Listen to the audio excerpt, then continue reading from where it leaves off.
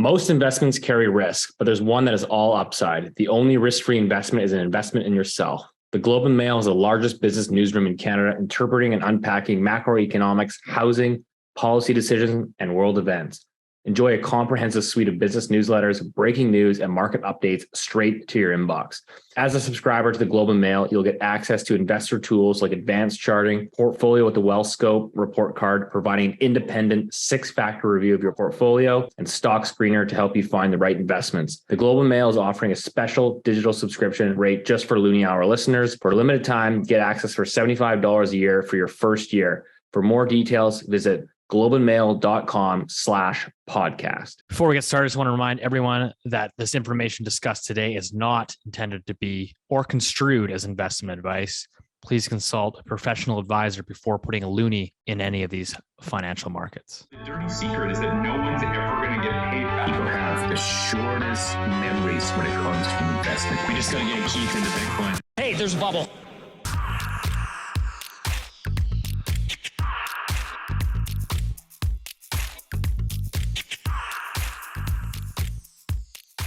Welcome back to Loonie Hour, episode 75. As always, joined by the three amigos. We got Keith Dicker of IceCap Asset Management and Rich Diaz of Acorn Macro Consulting. Gentlemen, welcome back to the show. Keith, back in the country. How was it? It was lovely. You know, we had a real nice time. And however, the trip didn't end very well. But you flew home first class. Private jet. We didn't fly first. We did have a disappointment though at the end. Because we went to ancient Rome, and you went to ancient Rome, or did you go to Rome? Well, we went to ancient Rome, but when we got there, all the buildings were ruined. Okay. Oh my god, it's the worst joke ever. Moving on, Rich, what's going on, buddy? Well, it's the Diamond Jubilee. Our 75th episode. I've been waiting all week to spring that on you guys. It's the Diamond Jubilee. That's what happens when you get 75. It's going to be a real boring episode. Not a whole lot to talk about. There's nothing going on. I think we should dispense with the pleasantries. I'm going to the football game tonight. There you go. That's all I got. I'm going to watch Sporting Lisbon, which is a team from Lisbon, as you might have guessed. And they're going to play Arsenal, which is a club that's literally right around the corner. Probably almost see the stadium. And Arsenal's doing super, super well this year. They're at the top of the table. Football or college football? What is it? This is soccer. That's it. I'm not sure if you're familiar with this game. Yeah. Oh, the Brits. And so I'm so excited. So it's gonna be good. That's it. I got nothing else to say or talk about, but that's it. So what's going on with you, Steve? Tell us. Just boring week in financial markets. So, a few things to chat about here this week. I figured we'd open it up with, our national housing statistics, as we always do. Those just came out, but, there's lots to get through. We got the Canada jobs numbers from last week. We've got a couple of banks, on the verge of collapse, ECB policy, the Fed. So I'm going to try to scram. By the way, I love the nonchalant. A couple of banks, collapsed and not a big deal. And then I had lunch. Yeah, just another day at the office. But yeah, let's start this off with the Canadian housing statistics as they come out every 15th of every month. So if you look at the headline, we're looking at base effects. So sales were down, I believe it was 40% on a year-over-year basis. So the headline looks really bad. When you kind of peel back the numbers, what's interestingly enough is that, sales were running at the lowest levels since 2009. So very, very weak home sales, but new listings are actually dwarfing that. So Canada's housing market recorded the fewest number of new listings for the month of February since 2003. So you had a 20-year low on a national basis, which is really unbelievable when you think about the amount of population and the amount of homes that have been built over the last 20 years. When you come out and say that the total level of number of new listings coming out was the levels that we saw in 2003, I think it's really incredible. And I don't think it's something that a lot of people had on their radar coming into this year, right? The conversation has always been around interest rates going up, homeowners are going to be stressed. They're going to have to put their house on the market. We're going to get an oversupply of listings. That's going to then create more downwards pressure on prices. And we've actually seen the opposite, which is right now, new listings are so low that the market is actually tightening up. So on a national basis, months of inventory is back around 4 months of supply. That's below the long-term average of 5 months. And yeah, you can see prices firming up in segments of the market really all across the country. You called the bottom, and I guess you were right. Oh man, I don't know if I'm still not prepared to call it a bottom, but the point is made. Still recovering from us. You took a lot of flack for that there. I must say that, like, to minor riches to light, that you deflected the attention away from us. You're a good guy for doing that, Steve. Yeah, well, take one for the team, as they say. But yeah, I mean, hey, bottom, no bottom. I mean, national house prices down 15.8% year over year, so almost 16%. That's the steepest decline on record for the MLS Home Price Index since it was created, I believe, in 2005. So, I mean, it's still a national housing correction that we haven't seen in 2 decades, right? Like I said, sales volumes running at levels last seen during the 2009, global financial crisis. So what's interesting to see is that while the market is kind of firming up on a price level, prices are firming up because there's not much available on the market. You have these really, really low activity levels, right? Like fewest listings in 20 years, fewest home sales in 10 plus years. That can't be good for economic activity to have like very little turnover. So I think that's, in my opinion, something that people should be taking away from this.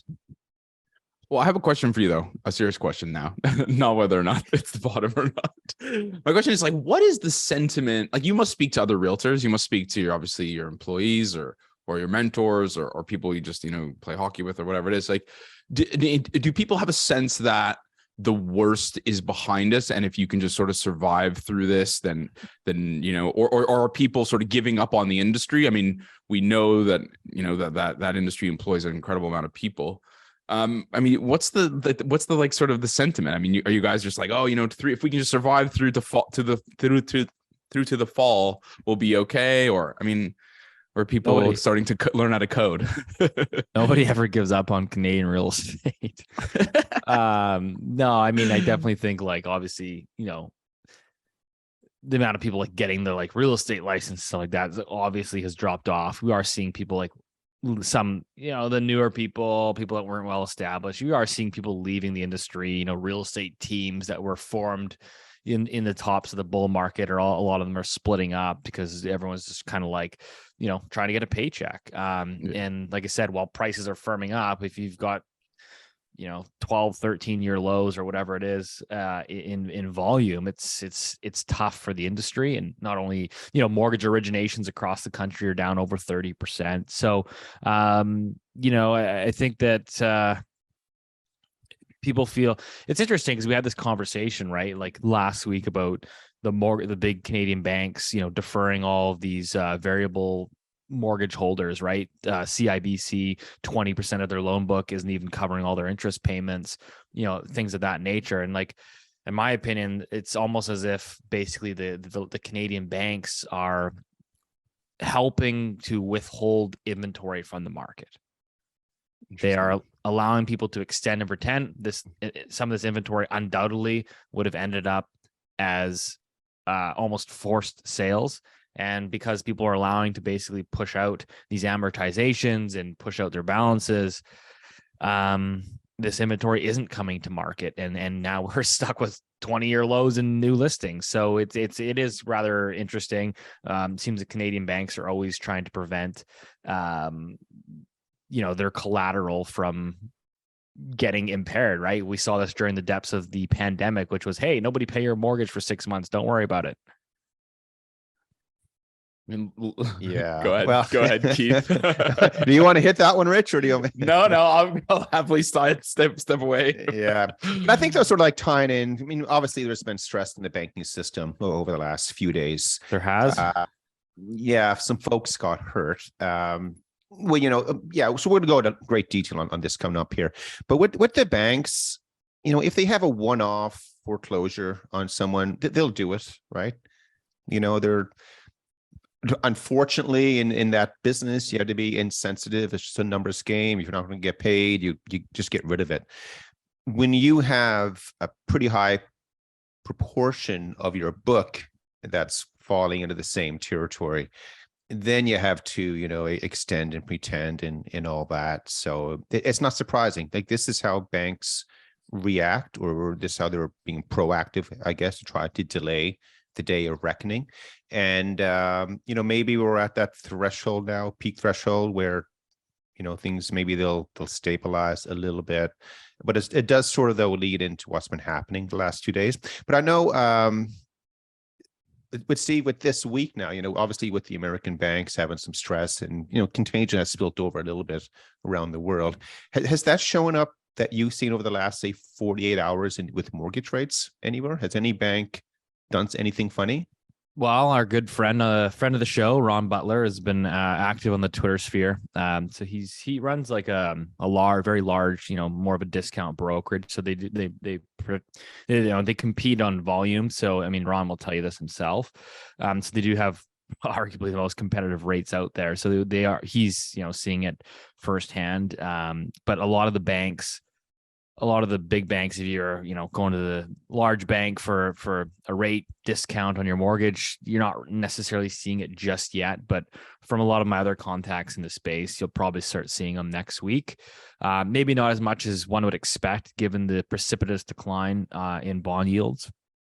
But you'll definitely see some discounting next week, which, interestingly enough, it's interesting because people say, well, how do you balance the two, right? Like, on one hand, you've got a mini banking crisis unfolding in parts of the world, and then you've got falling mortgage rates, which clearly is good for housing. It's cheaper to borrow. You're going into the spring market. It makes a difference. I mean, like I said, I'm in Vancouver here. It's not uncommon for someone to have $1 million mortgage. And when you start saying, well, take 30-40 basis points off of that mortgage rate, I mean, that makes a real difference. There's a lot of you can buy a lot of oat lattes with 30-40 basis points out in Kitsilano.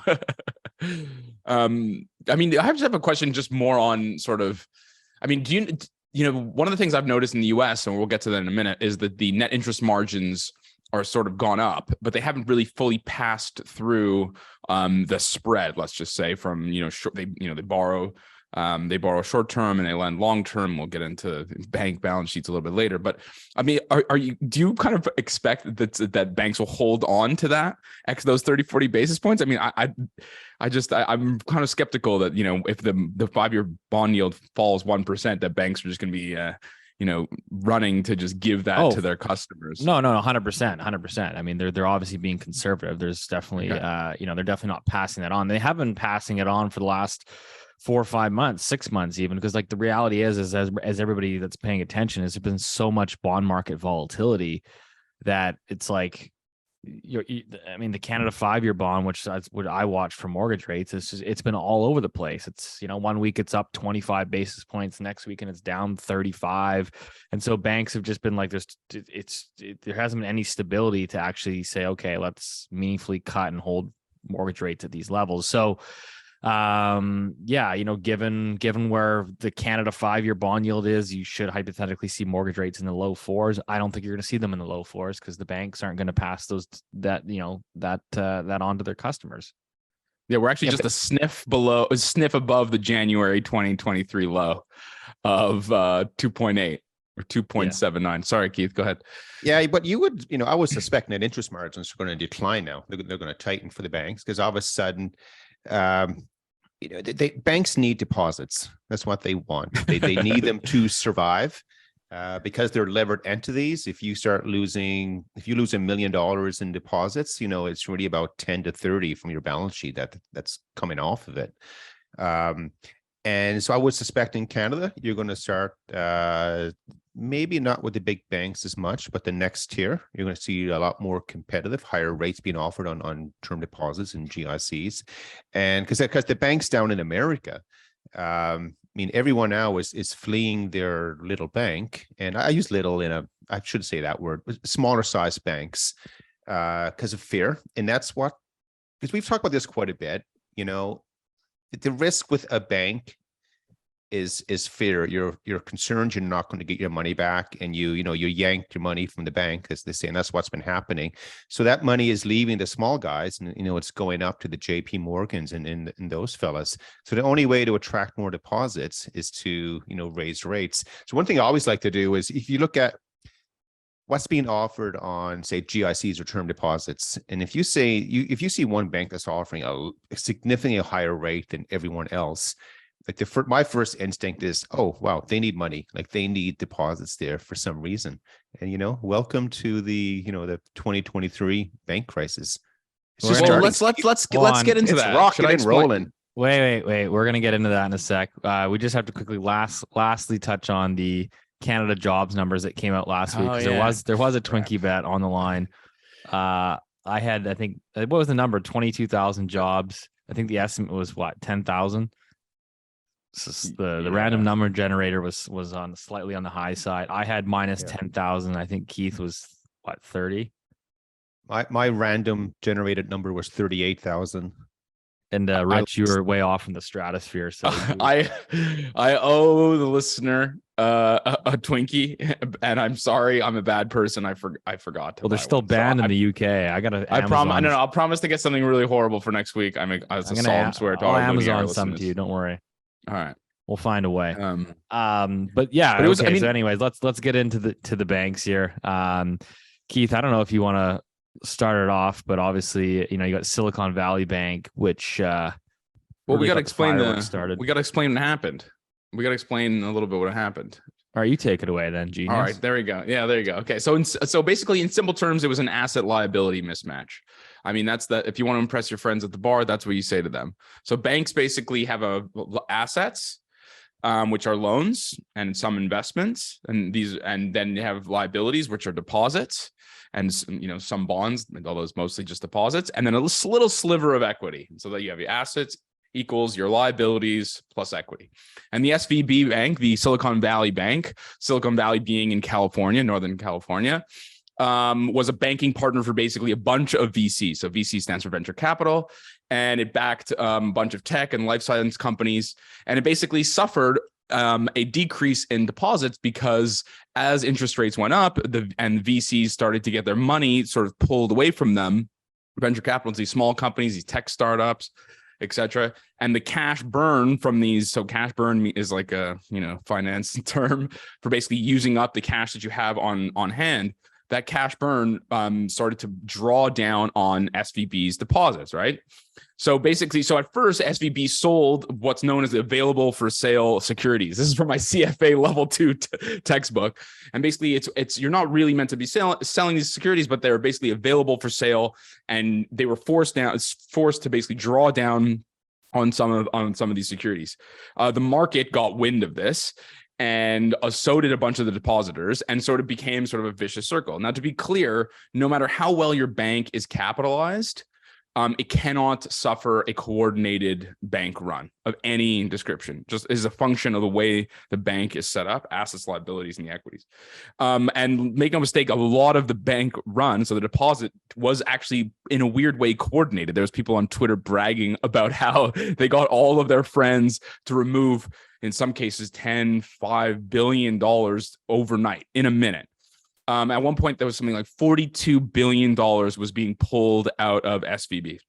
Now, basically, the reality is that this was well known on the streets. It was a widely shorted name. A friend of mine in investment banking had been pitched this short idea. It's like several months ago. The FT, in their infinite wisdom, wrote an article on February 22nd outlining exactly what happened only a couple of weeks later. So although some people might not have been necessarily been surprised by this, the regulators should not have been, which is, we'll get to that in a bit, but definitely the market in a weird way shouldn't have been either, because this was well understood.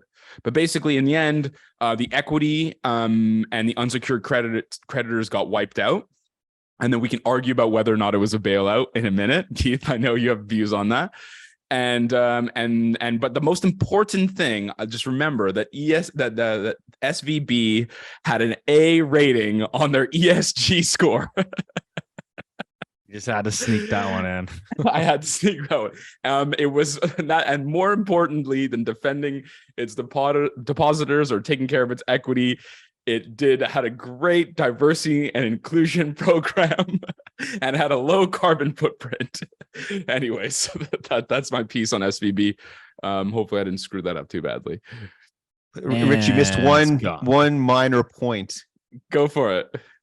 They were missing a chief risk yes, officer, of course. They were missing well. a chief risk officer for 9 months. So in April 2022, the chief risk officer, which you can imagine for a bank is a very important role, left, I think, on her own accord. I think she went to a different bank. I don't think there was anything nefarious there. And it took them, they still haven't replaced it, I don't think. I mean, and it's 9 months without a chief risk officer. However, they did have a bunch of boards related to D&I. And anyways, I'm laughing because it's just absurd. But the real thing is that a lot of their assets were held in long duration bonds and mortgage-backed securities. And as interest rates go up, so as the yield goes up, the price goes down. And the problem is a lot of these and a lot of these bonds are held to maturity. Again, I'm really digging deep here in my CFA level textbooks, but your held to maturity portfolio is not marked to market. Your available for sale portfolio is marked to market. So first they drew down on their available for sale portfolio, a significant amount that freaked people out. Then they had to raise cash. So they went to, I can't remember, some Middle Eastern person or whatever offered them $1 billion, $500 million or whatever. It was an enormous amount of money to recapitalize, to boost their equity. It was vaporized within like 2 weeks, which is just crazy. And then once they had to draw down again on their available for sale, they had to then look to their held to maturity portfolio, which is like the part of your book that you're really never, ever really supposed to touch. And once that started to happen, the deposit flight started to happen. And once the deposit flight happens, it's over. Just to give you context for Canadians, at the height or before it crashed, I think it was 212 billion US. I'm looking at it right now. CIBC at the end of 2022 was 700 billion US. So just to give you, it was about, and it was the 16th or 17th largest bank in the US, and CIBC, as all of us know, is one of the big 5 banks in Canada. So 700. So it's an enormous bank. It was, I think, it's the largest banking crash, I want to say ever, but those kinds of words are kind of meaningless because the global economy is bigger. But anyway, so I think that's it. Never forget, they had a great ESG score. So, Keith, save me here, please. Keith, what can you? I don't know, Steve. Let's just let Rich keep talking because he keeps going. It's really, pretty good. Really good points. But Keith, can we focus a bit on macro here in terms of like, I think the larger implications being that basically banks essentially are forced to hold essentially safe assets, right? So a lot of them are buying basically government bonds. As you've been, the Fed basically engages in drops rates to zero, engages in a whole bunch of QE. Banks then go and buy out these low yielding government bonds. And of course, now with yields going up, bond prices going down, like the value of these assets, if you mark to market, is obviously impaired. And so this is kind of the problem, I guess, it's facing quite a few banks. And this is, I guess, from a bigger picture perspective. So I don't know if you want to kind of like simplify that and explain it to the audience, or just I'm just curious your views in general, because this is not the whole premise, which is, the Fed engaged in zero interest rate policy for over a decade and engaged in massive QE programs, and everyone is essentially, the bond market is the whole world's collateral. Mm-hmm. Yeah, there's a couple of main points with this. So there's two sides to the story, or two views. The one view that will come out and will say, you know what, this is one bank, they weren't very well run and they didn't do things very well. It's a very unique, specific story to one bank, and therefore don't worry about anything else, right? That's the story. The day I think last Friday, as soon as this started to develop, one of the big Canadian banks, I won't say which one, they immediately sent out an email. We're having an emergency call for everyone, for analysts and stuff. And I wasn't able to attend, but I sent it to my colleagues. Say, hey, listen to this. And I said, by the way, this is what they're going to say. They're going to say, don't worry. Everything is always awesome in bank world unless you don't do things right. And that So with this story, that's partially correct. The reason it's partially correct because not only, for all the reasons that Rich just explained to us, that they did blow up. The reason they had to sell, part of their bond portfolio is because deposits were leaving. Like it's kind of circular, right? One feeds off the other. But the other thing is, without the chief, financial officer or risk officer, not being around, it's what banks do anyway. Like you're always worried about risk, not getting your money back. So I don't want people to think that all banks are structured this way because they're not. Like there is a way to lay off risk. So most, I would imagine, I encourage everyone for the weekend, pull offline one of the annual reports for any of the big 5 or 6 Canadian banks. Ignore all the fluffy stuff in the beginning and just go straight to the financial data and you'll see it. But you can lay off your risk in your bond portfolio. So if you're receiving fixed coupon payments from your bond holding, you can do a swap contract as well. So you're paying out variables. You're not going to get hit with rates move up and down. So whereas these guys lost money when they had to sell because interest rates were going up, so the bond losses had to get recorded and that gets knocked off equity on the balance sheet. If they were hedged correctly, a lot of those losses would have been offset by gains on their swaps portfolio. Do you see what I mean? Like there are ways to get around that. Now, however, what I find incredibly interesting with this, and I we say this all the time, the banking industry, it's a confidence game. So the moment that you lose confidence in any financial institution, for whatever, it doesn't matter what the reason is, you take your money and you run. And that's what you do. So and then that's what happens next is called contagion. It starts going from one bank to the next.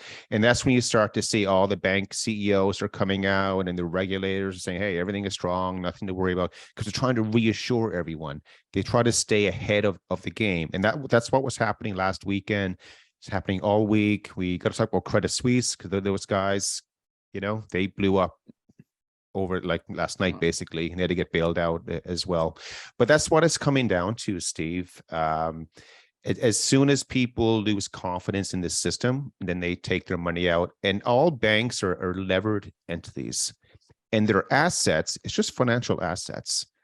It's not like Apple. The assets with Apple, it's intellectual capacity and everything, all the patents, everything they own. Or if you're Caterpillar, your assets are, all the big dump trucks and diggers you hold, and whatever. If you're Exxon, is all the oil reserves you have. With banks, that doesn't exist. So as soon as the balance sheet starts to be reduced or key teams start to leave, it becomes very difficult to stop that snowball once it starts. And I know we've been talking about this now for a while on the show. We've always known that something would break at some point. And I think 3 of us have been very clear that how it would affect Canada would be something from outside of Canada. And like who had on the bingo card, the Silicon Valley Bank? Did Rich have it? Not. No, I definitely did not. I didn't have it either. Yeah. So, but it's all out there. And we'll talk a bit more now, whether it's been stopgapped, it's safe to go back in the water or not, because there are some things to be a bit concerned about right now. Is it safe to go back in the water now? Because you've got a few more sort of bodies floating to the surface. One of them being Credit Suisse, of course. That's a different animal, though. That's a different animal. As far as like regular banks, I mean, famous last words, but depositors are insured. In the UK, I think it's up to 87 or 85 pounds. In the US, it was up to 250,000 US dollars. Can you remind me what it is in Canada? I think it's 100,000, isn't it, Keith? Right. So it's I think let's just say 100,000 in Canada. And so the issue is, what they were trying to do is stop contagion, and what people argue it's a bailout. I mean, it might be a bailout. I don't know. I'm going to let people on Twitter argue about that if they want. What they did in order to stem that contagion was, in effect, make basically unlimited amount of deposits. Like guarantee unlimited amount of deposits for people. So if you were a Silicon Valley company, a tech company, and you might have had $13 or $14 billion in deposits at one bank, again, you should fire your treasury secretary or treasury guy, but those deposits will effectively be will be honored. Another thing it's important to remember is that the assets weren't in and of themselves bad. Just because let's say you own a 10-year bond yield and you're down some money. I mean, that asset was still decent collateral. What it was the mark-to-market issue became a problem. And, interest rates have come down. So actually, funnily enough, they're actually more valuable than they were a couple of weeks ago. So I mean, whatever take that for what it will. But I think it's also important to remember that the loans didn't just vaporize. Those loans were actually pushed into different banks. So I think JP Morgan had like an increase, which is one of the systemically important banks in the United States, had an increase of in deposits over 1 week of something like $20 or $30 billion. Yeah, right? they were saying like Bank of America was seeing like they had to like keep their banks open for like extended hours, trying to like handle all the volume. So like those are the clear winners. But I mean, it seems like you've got a couple like First Republic Bank is yeah. So it's another regional bank. So in America, there's thousands and thousands of banks. In Canada, because we love oligopolies, there's only like 5 or 6 or 7. And so there's the systemically important banks in the United States, and then there's the regional banks. And Donald Trump, in his infinite wisdom of several years ago, adjusted some of the regulatory framework to make some of the banks that are less than $250 billion in assets, they no longer had to meet that regulatory threshold because you can ask Donald Trump why he did that. But the point was it was in order to facilitate lending and to improve the U.S. economy and all the stuff we always hear in a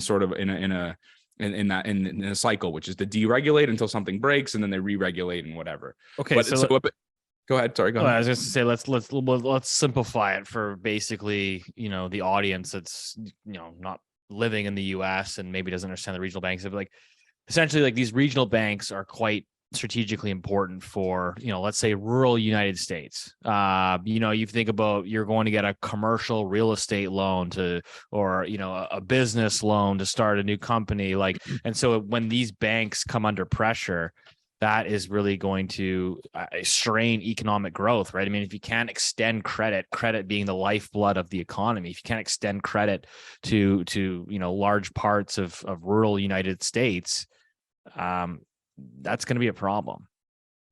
Right. And they're also usually sector specific. So let's say you might have a bank, I can't remember the name of a bank, let's say in Texas, you might have the analysts on the bank and the loan officers in that bank who really understand the energy and oil market. In Texas has the largest renewable energies of any U.S. state, believe it or not. It's an enormous, and they are keenly aware of how those businesses operate, and they can do better risk assessments of those businesses. In Silicon Valley, naturally, the people who supposedly ran the SVB had a better understanding of the tech space, of health scientists and whatever. That's the theory, obviously. In practice, what really happened was SVB handed out a bunch of loans in order to attract those deposits on extremely favorable terms and basically played fast and loose with a lot of stuff. Like I said, I'm not a banks analyst, so forgive me, and hopefully I haven't garbled it too badly. But it makes sense that have regional banks that have sort of sector-specific expertise. SVB was one of them, and you'll find them in different parts of the U.S.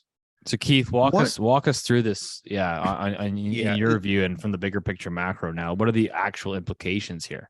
Sorry to interrupt this podcast. Just want to give a quick shout out to one of our sponsors, NordVPN. NordVPN now has a brand new feature called Threat Protection, which protects you from malicious websites, malware, and intrusive ads. Get hassle-free virus and threat protection and improve your digital experience. In simple terms, NordVPN is a one-click personal cybersecurity tool. In this crazy macro world that is moving at the speed of light, don't leave your personal online security to chance. Get NordVPN using a special promo code just for Loonie Hour listeners. There's literally no risk to you with their 30-day money-back guarantee. Get your exclusive deal by going to nordvpn.com/Loonie Hour. So we're missing one more point here, though, that we haven't shared yet. FDIC insurance, and in Canada it's CDIC. C for Canada. And because the bond portfolio lost so much value, there wasn't enough money available to meet the deposits that were leaving. So therefore, they have to go to the FDIC to make a claim. It's my understanding from chatting with a couple of guys yesterday that they effectively drained all the cash from the FDIC with this bailout. So, people talking about was the bailout or not, but so they went to unlimited coverage on deposits. And so now the FDIC, they've no money. So if anyone else goes under, they got to get the money from somewhere. We can, you can imagine where that money's going to come from. But that's what they have in place. And whether it's right or wrong to have a limit on what the insurance policy is or not, it is what it is, because there is a limit. Then you got to figure things out. Do I want to hold more than? And I think there are stories that a lot of depositors, they didn't even know insurance existed or what the amount was or so forth. So, it's a little bit of ignorance on naivety on their part as well. But that's the key thing here. So they did bail out depositors. Loan books were sold and all that. Jamie Dimon mentioned, I think this morning or yesterday, if he had his time back, they would not have bought Bear Stearns. They've lost more money on litigation and liabilities, over the last 15 years than they would have ever made on whatever potential benefit they did receive from buying it. So going forward, you will not see any takeovers in the banking industry. Instead, it'll be asset purchases. And then that's a key difference to look at. But again, with the whole insurance coverage, I know a lot of Canadians say, yeah, I'm going to spread my money around in 6 different banks and I'll be protected that way.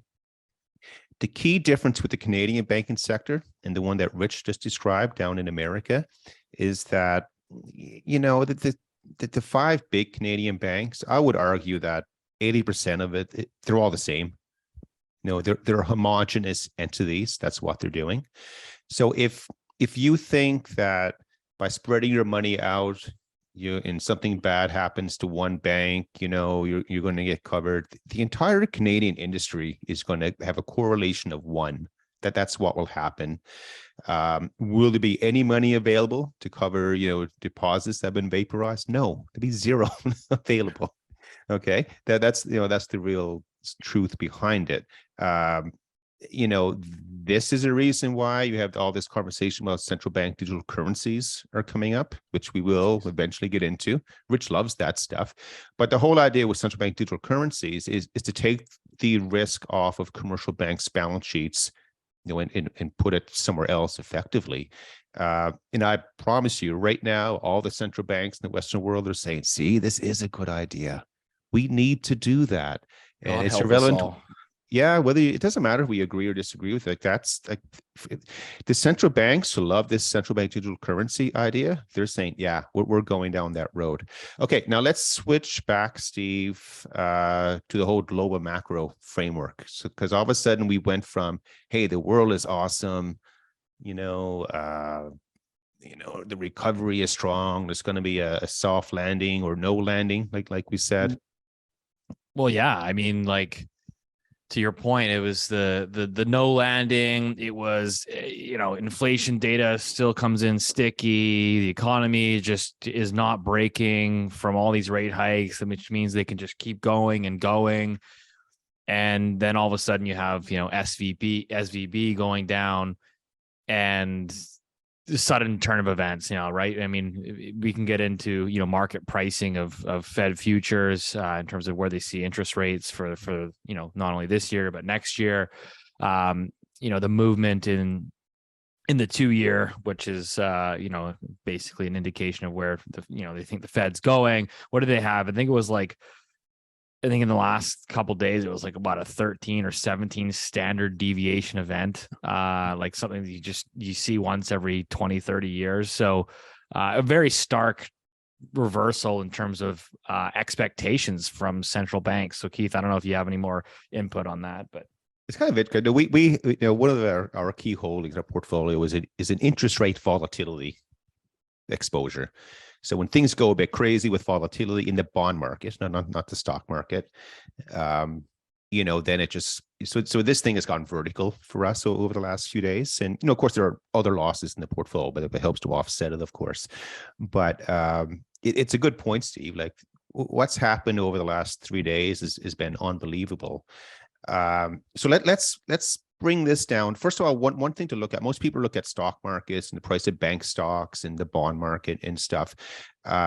if you go underneath that, which is hard to find unless you're in that world, you want to try to figure out, have financial conditions, have they actually deteriorated with this event taking place?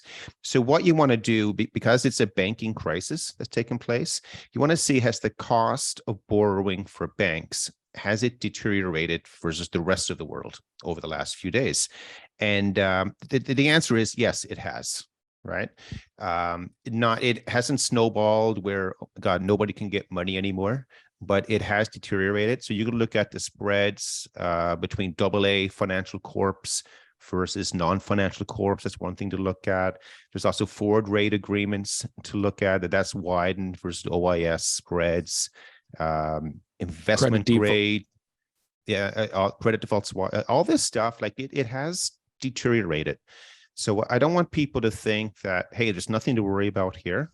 But we also don't want you to, listen today and walk away and say, oh man, the Loonie Hour said the world's coming to an end. That's not happening either. But the point is that these events, that they're always going to occur. And when there's a crisis in the financial sector, it will swamp every other crisis that you're looking at, because it's a levered entity, it's spread out and touches everything, and there are ways to offer protection here. So the next part of the conversation is, we've been going here on the Loonie Hour now for probably 15 months, having a bet on how many rate hikes are coming, what are they going to do at the next meeting, and now the market is telling everyone, well, rate hikes have now clearly stopped. So we go through what the Bank of Canada is now being priced to do. The Europeans were out this morning, and they did the European thing. And we have the Fed coming out next week, and the world has turned on a dime, on a pound, as they say over where Rich is. But it's changed dramatically. Keith, walk us through that, because people will look at the headlines and say, oh, the ECB today, they raised rates by 50 basis points. Like, see, everything's fine. Like, don't look at, what's happening in the banking world, Credit Suisse, all that other good stuff. 50 basis points. But what was important was they, removed forward guidance or the trajectory or the path forward for rate hikes. I don't know if you have any comments on that. Yeah, I think it might be like one of those Simpson episodes, where the bank is on fire. In the background is a guy out eating an ice cream cone, and everything is fine. Well, they had to on the ECB thing. They had to raise rates, I think, because they don't want to be perceived as a vassal state of the United States. I think in part. Also, it was absolutely expected, and I'm not sure if it necessarily will make that much of a difference, to be honest with you. I think what mattered also was providing enough liquidity as what's known as a discount window, and being there to support any banks that might have funding issues. Sorry, Keith, go ahead on the rest of that. I was just. Yeah, I mean, overall, my impression with the ECB this morning, that they did hike by 50 basis points. That's what was expected. They also, in between the lines, from what I heard, and I am hearing impaired, so maybe I heard it differently, but I think they're now paused. They basically signaled, it's not going to be data dependent and stuff like that. However, we will raise rates again if needed to, all that junk. But I think they're now done. And, the Europeans are the most political central bank in the world. That they're very good at saying everything that everybody wants to hear, but yet, they're dealing with a shit show behind, like that. That's what they have going on underneath. So the Europeans are done. The Canadians are done. The Canadians are coming up on April the 12th. So we have a few weeks before that. And what are they going to do, Steve? Oh, Tiff Macklin got the saving grace from the U.S. banks there. The first guy to go on pause, took a lot of heat for it, and he's probably doing a couple fist bumps. Well, yeah, because I don't think the U.S. is going to pause. So I think that, I don't think the U.S. is done raising rates. I think that, yes, if you look at the Fed funds futures expectations, they've all been cut out. I think 1%. So by I think it was by December or November, there was interest rates were going to be up at 5.75. That all of that expectation has been cut out. I think what the FDIC did, what the federal government, obviously with the Fed, all of them did was basically their actions have facilitated future rate hikes, in my view.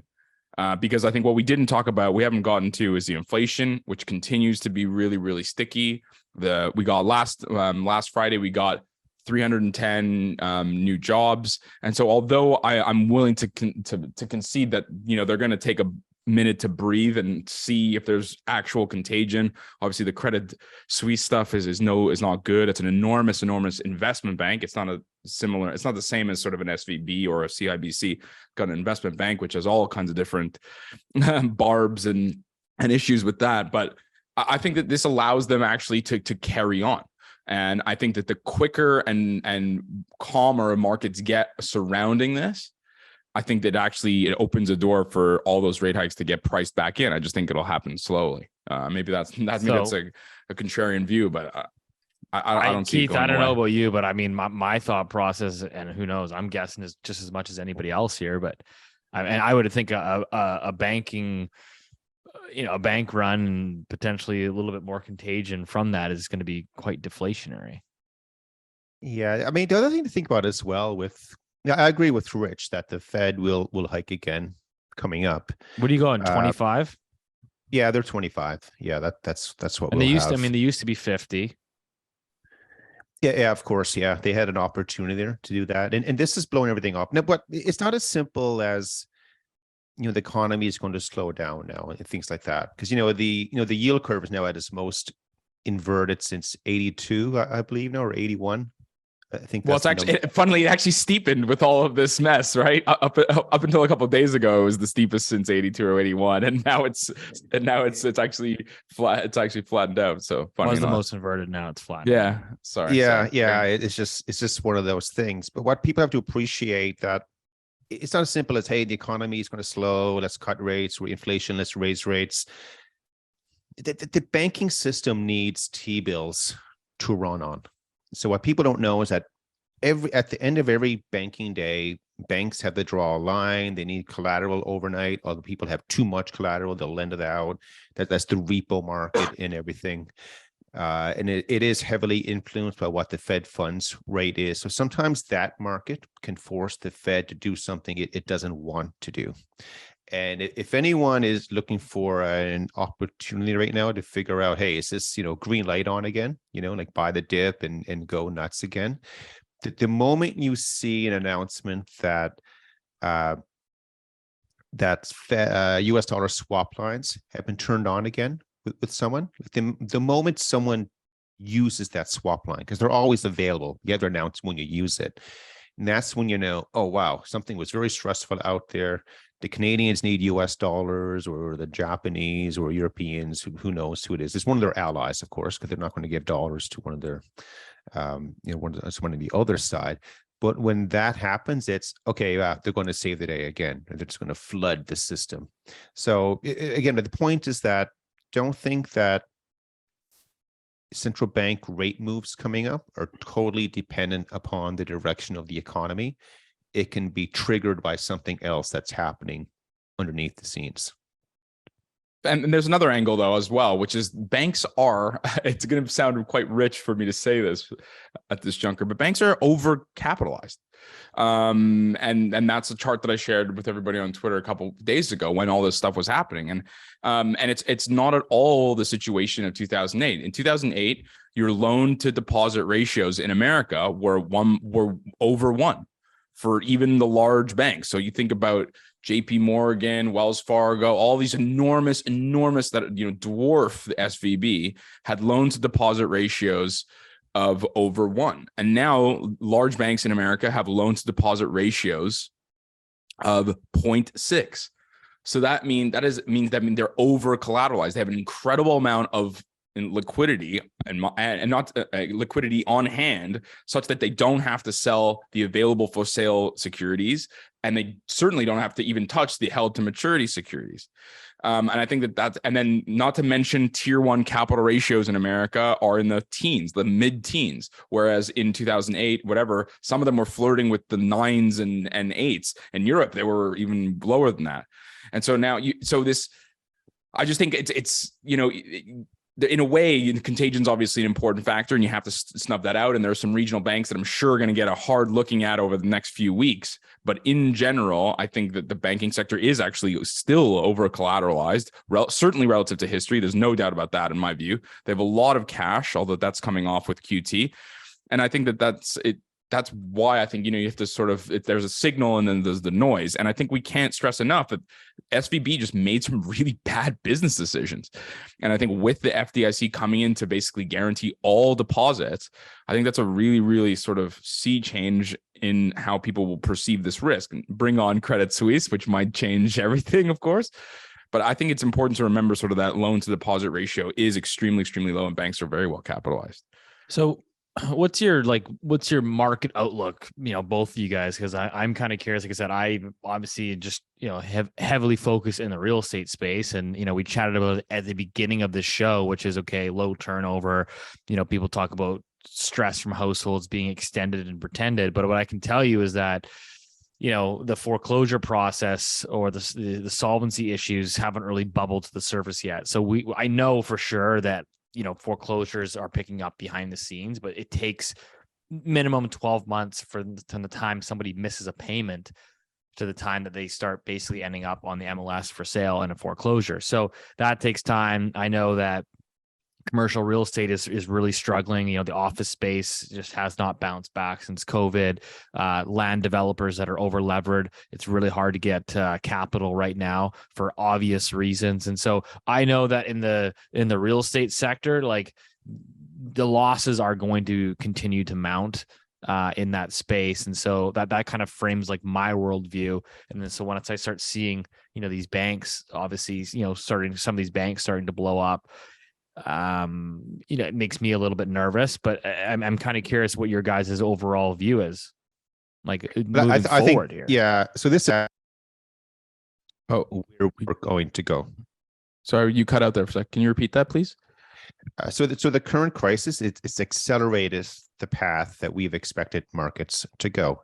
So financial markets, we've been expecting, equities to bottom here in Q1, Q2. That seems like where we're headed. We've also been keenly focused on commodity markets, and oil has been taking it pretty hard here now recently as well. So we continue to go down that path again. But back to, I know you said it a few times here, like Silicon Valley Bank, they were the wacky ones. That's it. But they just happen to be first, right? That's it. For every Silicon Valley bank out there, I bet you there's another 10 guys out there who've been doing something they're also exposed in another way. So, we don't think, the green light is on here again. We think there's going to be a lot of, defensive moves coming up. And then that sort of then triggers the opportunity to finally get that recession that we're talking about. Because if I'm a bank right now, I'm going to be pretty reluctant to lend money out. That's me. I'm a conservative guy. Rich is aggressive. He's going to give it out to everybody he knows. He's going to fly it out the window. And Steve's going to be catching it on the other side and everything. But I just think though right now, any bank that wasn't cautious before last week, they are now a lot more cautious, and they're going to be concerned about what they're doing coming up. So again, it could accelerate the recession coming up, which has all kinds of effects, of course, specifically across the treasury bond market or federal government bond market in Canada, and certain equities and so forth. This is a good story from an investment. But we're pretty excited. We're pretty excited about what's been happening, because we've been expecting something like this, and we still feel that the probability of the Canadian market experiencing stress, it's now higher than it was before. It hasn't happened yet, but the trigger event may likely come from outside of Canada still. That's what we see. For me, I split it into three bits. There's one is the acute banking issues. And in my view, I just don't think that that's a big deal. I've mentioned the collateral bit. They're just a better run institutions. Now, the banking industry, I've read of reports of having up to 600 billion of unrealized losses. I mean, they also have an incredible amount of capital. Like I said, the tier 1 capital ratios are as high, basically they're at 10-year highs and we're rising. So I think that's sort of a non-issue. I think then the two others are whether or not the macro has sort of changed from this week to the last. I don't think so. And on the equity front, I still see earnings continuing to fall, sales getting weaker, and margins rolling over. I think that the talk about, from Main Street to Wall Street, I think that sort of theme has continued. I still think that there's a floor under commodity prices because of the lack of supply. We've talked about that a lot. I really, in a weird way, I sort of agree with Keith in a sense. I think that does it bring forward the recession? I mean, the yield curve, the yield curve models from the New York Federal Reserve, which we've published on our Substack, Loonie Hour Substack, was at 57, and funnily enough, because of the what happened with the yield curve, actually went down to 54, and that tells you that there's there's a 1 in 2 probabilities that over the next 6 to 9 months there's going to be a recession. That's what it tells you. I don't think that's changed at all. And so in a way, sort of everything has changed. I think there's a heightened the eyes on a bunch of different sectors have obviously grown, and in many ways I don't think it's changed much at all. I mean, that's my view. Yeah, I mean, it's going to be interesting. We had a bit more U.S. data in the past week or so. We had U.S. retail sales, producer price index. Rich, I don't know if you want to walk us through. I think you had CPI as well. It seemed like kind of a mixed bag in general. Like there was kind of parts of it. I mean, the shelter component, you can walk us through this, but the shelter component of U.S. Inflation continues to be sticky, which I continue to believe is seriously a lagging indicator. But maybe walk us through that quickly. No, I think mixed bag is exactly right. And I think at this stage in the cycle, I think that's sort of what you get. I mean, the retail sales wasn't great, but we know people are shifting from retail sales to services. Services inflation continues to be okay. You got some big ones that I think popped that people should really pay attention to, and then there's some ones like telecommunication service had a massive outsized negative that was also, I guess, important, but I think is a one-off. I mean, used car prices, remember, got loads of press a couple of years ago. Well, it stopped falling. Airline tickets, they're up massively as people, again, shift from goods. I mean, I guess used car are good, but to services. Apparel, that's also stopped falling. And yes, shelter, which I know I get a lot of pushback on this. It is a lagging indicator. Say what you want. I mean, it continues to rise, and the numbers are the numbers. So unless you want to move the goalposts or change the rules of the game, the reality is that 40% of your basket is above 8%, or 30% on your basket, depending on which country you're in, is above 8%. And so that's important. Sorry, go ahead, Steve. Well, I was just going to chime in there just quickly while I'm on it, because I've actually had this conversation on this podcast, and there's been some feedback, people getting upset saying, oh, you're wrong. If you look at the Canada rent, so one of the ones that puts it out is rentals.ca. So they finally have come out and recorded declining rent prices across Canada. So for the last 3 consecutive months, rents have trended lower. And keep in mind that rentals.ca, they are pulling asking rents. So they're pulling all the asking rents, they're putting it through sort of a model and then spitting out a number. So that's the asking rents, not what things are actually renting out for. And so landlords always tend to skew on the higher side and are slow to adjust for the market. So I can tell you that all my conversations with property managers are that rents were crazy. They peaked ultimately last year. And if you're trying to re-rent the same unit, you're taking a slightly lower price today than you were in the summer of last year. And so, again, that might not show up in your shelter component for a while, but it's happening. Yeah, well, I mean but that's only sort of. So I'll concede. Let's for now, I think we've officially destroyed this. Like we've run the thread on the shelter argument and discussion. I think is bare, so we can move on. But I think what I would suggest is and something I've mentioned many times before, it's the breadth of inflation. So things like the Cleveland median CPI. So what is the median, the 50th percentile item? 50th percentile? Oh, I screwed that up. Anyway, the 50th item in your list of items, what is the inflation on doing. And for the US, it continues to rise at 7.2% in February. Right. So, you can say all you want about the components, but the economy is hot. The employment came in at 310 or 11 last week. There's tightness in the labor market that I think is not going away. Keith's point about tighter credit conditions, I'm worried about that. I think that could happen. But I think really the issue is, will the United States continue on this path of higher interest rates and ever closer to a recession? I think that hasn't changed at all. The other thing that is another kind of interesting wrinkle in the housing is the National Association for Home Builders. Their consumer confidence indicator has stopped falling, is now up 3 months in a row. National Federation of Independent Businesses, that stopped falling. That's going up. And like you said, it's a mixed bag. The New York Federal Reserve, New York Manufacturing Survey, that came out worse. So it's all over the place. Add that, we didn't even talk about China, which has had a banger PMI release. Europe continues to do okay. And so I think all of these things make it a very, very difficult market to invest. In my view, one that you want to sort of stay away from when you get short-term interest rates at 4%. But it's just, it is what you said exactly right, Steve, that it's a bunch of mixed messages everywhere. Keith, what are your thoughts here on the Fed? Do you think they're you're kind of of the view that this might not be the last sort of banking issue, that this is maybe the first domino, but you think Fed will go 25 at the next meeting. Are you in the view that there's a strong likelihood it's 25 and done, or do you think it's more hikes to come, less obviously than the market originally anticipated? I think they will try to continue raising. I don't think they're 25 and done, unless sometime between now or next week's hike and then after something really bad happens and they're not allowed to hike anymore. But like Rich laid out a lot of reasons why the economy's not falling off the cliff. And mind you, all the data we're looking at, it's from the past, right? Right. Fair enough. It doesn't matter anymore. That's already happened. And the world has shifted. So we all have to respect that has happened over the last week.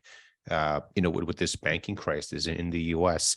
But for right now, Rich, I suspect we'll see 25, and then if things stabilize, they'll do another one, at the next meeting and thereafter, which is really, I think, is a great macro setup, because that would mean the Americans are the only ones still hiking. Because right now, I think the ECB has stopped. I think they're now done, and the Canadians are done, and everyone else. Which is amazing, right? Because the labor market in France is on fire. It has been for 2 years. Their inflation rates refuse to even stop going down. I think their headline and core have also come off. Even in UK, we had great data, employment data in the UK, and wages in all those countries are still moving higher and higher. And so I would expect, if things calm down, that's a big fat if. I would say that this has scared everyone. I know. And then we didn't talk about Credit Suisse. We didn't even talk about Credit Suisse, which is we only got a couple minutes. So if you want to jam in the Credit Suisse guys. So very quickly with Credit Suisse, I mean, they've always been in trouble anyway. If you guys remember, a couple of months ago, they were the firm that said, hey, we're not going to pay any bonus this year. We need to restructure and all that stuff. And because I'm in that world, as soon as I heard of it, I said, oh man, he's going to have a total brain drain coming up. They're obviously lacking money and confidence. You just knew it was coming. It just so happened they needed a trigger event for it. So as Rich pointed out with Silicon Valley Bank, one-off. Credit Suisse is a bit of a one-off as well. But the European bank shares, I mean, they got smoked this week, right? The manner, if you're looking at BNP or Santander, any of those guys, it's the industry, and that's where they are. They're all in the same pool, Steve. The only thing I would add, they're all in the same swamp.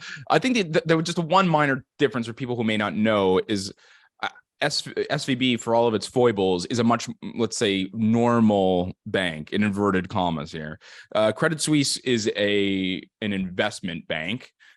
There are good investment banks. There are boring investment banks. This is, it might be run with tight-lipped and suited and booted, austere Swiss people at the top, but underneath the hood is people who take enormous amounts of risk, take huge levered punts on all kinds of assets, and they're involved in all kinds of shenanigans.